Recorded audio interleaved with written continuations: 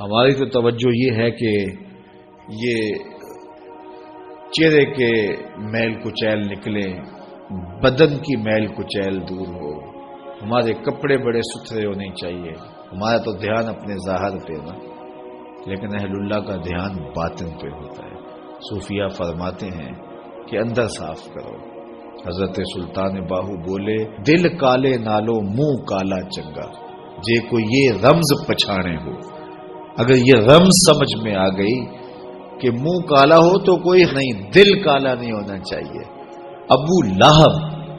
ابو لہب کا کیا معنی ہے؟ شعلے کی طرح چمکتا ہوا چہرہ رکھنے والا. اس کو اسی لیے ابو لہب کہتے ہیں. اس کا چہرہ ایسا چمکدار تھا تو اس وجہ سے اس کو ابو لہب کہتے تھے. تو چہرہ اس کا بڑا چمکدار تھا، دل کالا تھا، جہنم کا ایندھن بن گیا. قرآن نے پھٹکار ڈالی. اور ایک وہ بھی تھا جس کا دل صاف تھا لیکن بلال کا رنگ کالا تھا. اس کا اندر چٹا تھا، باہر کالا تھا. اللہ اکبر. لیکن وہ تھا کرموں والا، وہ تھا رحمتوں والا اور حضور علیہ الصلوۃ والسلام کا متوالا. تو بات باطن کی ہے، بات ظاہر کی نہیں ہے. ہم اندر صفائی کی توجہ نہیں دیتے، باہر کی صفائی کی توجہ دیتے ہیں. پہلے اندر صاف کر لیں، اندر صاف ہو گیا تو پھر باہر بھی صاف کر لیں.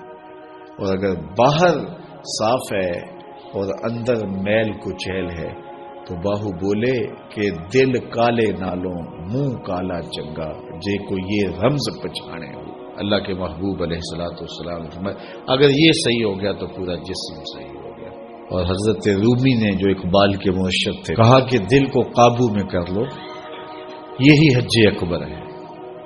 حج اکبر کر لیا لیکن دل ہی ٹھیک نہ ہوا. کہتے ہیں کعبہ گیا گل نہیں مک دیجئے، دلوں نہ مکائیے. تو کہا اس کی اصلاح کرو، یہ حج اکبر ہے. از ہزاراں کعبہ یک دل بہتر است، ہزار کعبے سے ایک دل بہتر ہے. وہ کیسے؟ اس لیے کہ کعبہ بن گاہے خلیل اطہر است. کعبہ حضرت ابراہیم خلیل کی بنیاد ہے اور دل رب جلیل کی گزرگاہ ہے. اس لیے اس کی پاکیزگی کا سامان کریں، اس کی طہارت کا سامان کریں. آپ کسی کو بلائیں اور میلی کچیلی جگہ ہو جہاں گندگی پڑی ہو، غلاظت پڑی ہو، تو آپ کا کوئی عزیز مہمان آئے اس کو بلا کر کے لائیں تو وہاں بیٹھے گا؟ جس کمرے میں آپ اس کو بٹھانا چاہیں اس میں تعفن ہو، اس میں بدبو ہو، اس میں غلاظت کے جگہ جگہ ڈھیر پڑے ہوئے ہوں، تو آپ اپنے مہمان کی نفاست طبع کو اگر جانتے ہیں تو کبھی بلائیں گے نہیں جب تک اس کو پہلے صاف نہیں کر لیں گے.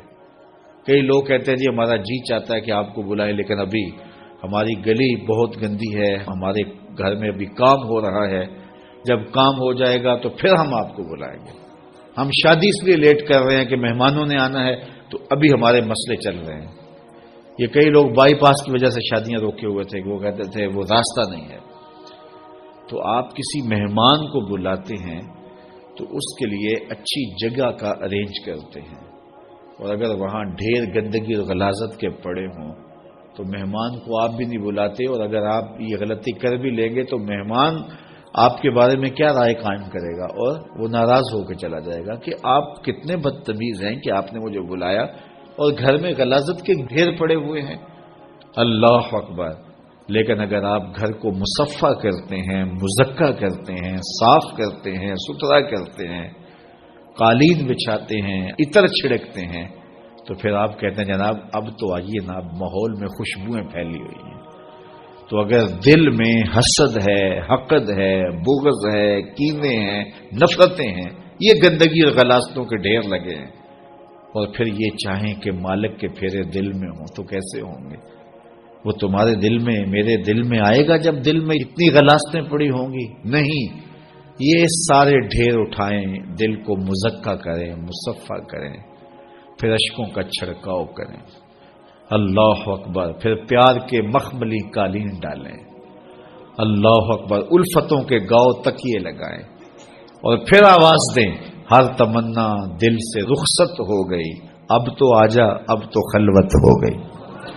پھر محبوب کو بلائیے تو پھر دیکھیے کہ محبوب جلوہ فراز ہوتا ہے کہ نہیں ہوتا.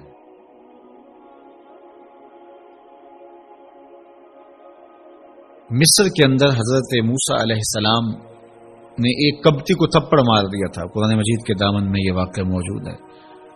تو آپ کی جلالت اور آپ کے زور کی تاب نہ لاتے ہوئے وہ وہیں ڈھیر ہو گیا اور اس کی موت واقع ہو گئی. تو مصر کے حالات کشیدہ ہو گئے اور حضرت موسیٰ علیہ السلام کو مصر چھوڑنا پڑا. تو وہ شہر مدین کی جانب جا رہے تھے کہ راستے کے اندر ایک کنواں تھا، وہاں کچھ لوگ اپنے جانوروں کو پانی پلا رہے تھے. تو حضرت موسیٰ نے دیکھا کہ دو پردہ دار خواتین ہیں، وہ اپنے جانوروں کو ایک سمت لیے کھڑی ہیں. سمجھ گئے کہ مردوں کے ہجوم میں آنا نہیں چاہ رہی، ان کا حیا مانے ہے. تو آگے بڑھے اور ان کے جانور ہانکے اور ان کو سیراب کیا اور پھر ان کی جانب ہانک دیے. وہ واپس گئیں اور اپنے والد بزرگوار سے کہا کہ ایک سال نوجوان جس کی آنکھوں میں شرم و حیا تھا، اس نے ہمارے ساتھ یہ مہربانی کی. تو ان کے والد گرامی نے کہا کہ جاؤ اس کو بلا کے لاؤ. قرآن مجید میں اس کا ذکر کیا گیا. فجاءتہ احداہما تمشی علی استحیاء، ان میں سے ایک خاتون حیا میں سمٹی ہوئی حاضر ہوئی. اس نے کہا کہ ہمارے والد گرامی آپ کو بلاتے ہیں، آپ نے ہمارے ساتھ جو مہربانی کی ہے اس کا وہ اجر دینا چاہتے ہیں. تو حضرت موسیٰ علیہ السلام ان کے ساتھ چلے گئے اور جب گئے تو یہ گھر تھا حضرت شعیب علیہ السلام کا اور یہ صاحبزادیاں حضرت شعیب علیہ السلام کی تھی. تو اس خاتون کا شرم و حیا کے ماحول میں حضرت موسیٰ علیہ السلام کو یہ کہنا اور چل کے اس انداز سے آنا، قرآن نے اس کی حکایت بیان کی ہے. تو خدا کو پسند ہے کوئی خاتون حیا کے ماحول میں آئے تو اللہ اس کی آمد کو اور اس کے آنے کو قرآن کا عنوان بنا دیتا ہے اور قرآن کی حکایت بنا دیتا ہے کہ جو خاتون حیا کے جوہر کی مالکہ ہو وہ اللہ کو کتنی اچھی لگتی ہے. اللہ اکبر. حضرت نبی اکرم صلی اللہ علیہ وآلہ وسلم کا فرمان حیا کے حوالے سے، الحیاء من الایمان، حیا ایمان سے ہے. تو جتنے بھی ایماندار لوگ ہیں وہ پھر حیا کے جوہر سے مزین ہوں گے، مالا مال ہوں گے. آپ دیکھ لیجئے سب سے بڑے ایماندار تو میرے اور آپ کے